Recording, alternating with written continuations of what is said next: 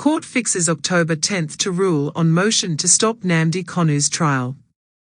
Abuja. The Federal High Court sitting in Abuja, on Friday, slated October 10 to rule on a motion that is seeking to stop the ongoing trial of the detained leader of the indigenous people of Biafra, IPOB, Mazi Nnamdi Kanu. Kanu, in the application he filed through his team of lawyers led by a former Attorney General of the Federation and Minister of Justice, Chief Kanu Agabai, San, is praying the court to discharge and acquit him of the 7-count terrorism and treasonable felony charge the federal government initiated against him. The embattled IPOB leader maintained that the federal government failed to adduce any credible evidence to nail him to the charge. According to him, neither documentary nor oral evidence of the 5 witnesses that testified in the matter established a prima facie case that could warrant the court to compel him to enter his defense to the charge. Therefore, he urged the court to uphold a no-case submission he filed to terminate further proceedings in the matter. Arguing the application on Friday, the defense lawyer, Chief Agabai, San, stressed that, though FG accused his client of inciting violence in the country, it failed to call any witness to tell the court how he or she was incited by the defendant to commit crime. He noted that the witnesses were operatives of the Department of the State Service, DSS, who admitted that their roles were limited to obtaining statements from the defendant. Agabai, San, further argued that no report of investigation on the terrorism allegation against Kanu was made available to the court.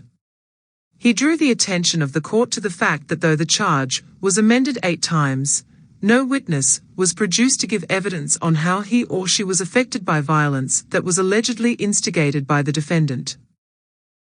He argued that Kanu's broadcasts were misconstrued, as he only urged people to defend themselves against marauding Fulani herdsmen killers and terrorists, adding that the defendant was merely boasting when he threatened to bring down the world. Agabai, San, argued that asking Nigerians to defend themselves was a constitutional right that has been re-echoed by notable citizens that included the Director General of the DSS, Mr. Adola Ajayi, and a former Minister of Defense, General Theophilus Danjuma, retired. More so, he faulted the prolonged detention of his client in solitary confinement for over 6 years, saying the action was in breach of international laws that stipulated that no one should be kept in a solitary confinement for more than 15 days.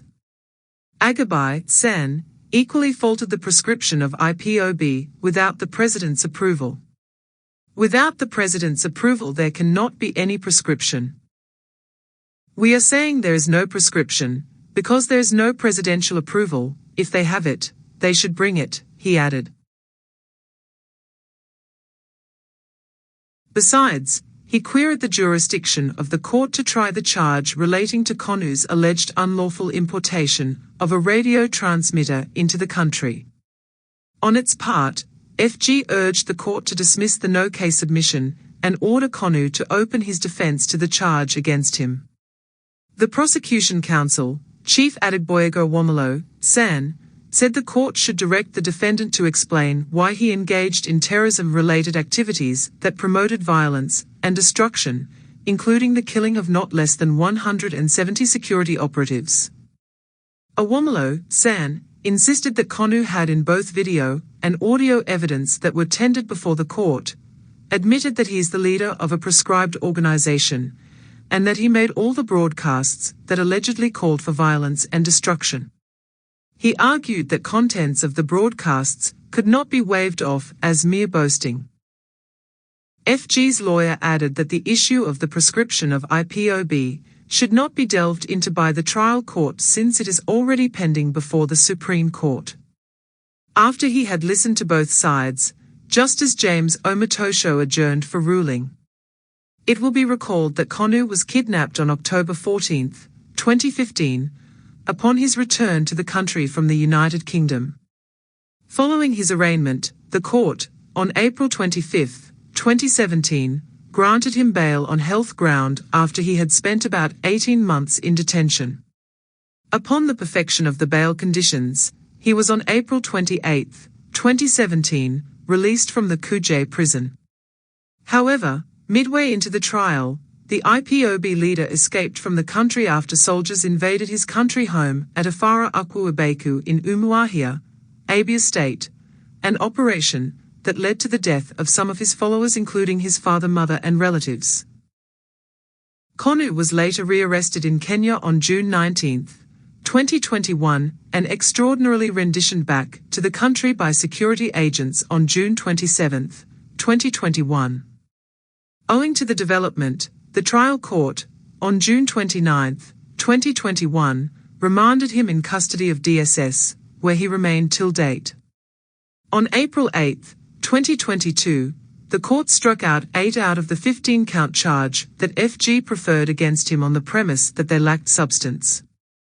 Likewise, the Abuja Division of the Court of Appeal, on October 13, 2022, ordered Kanu's immediate release from detention even as it quashed the charge against him. Dissatisfied with the decision, FG took the matter before the Supreme Court, even as it persuaded the appellate court to suspend the execution of the judgment, pending the determination of its appeal. While deciding the appeal, the Supreme Court, on December 15, 2023, vacated the judgment of the appellate court and gave FG the nod to try the IPOB leader on the subsisting 7-count charge. Stay tuned for more updates, stay safe and have a blessed day.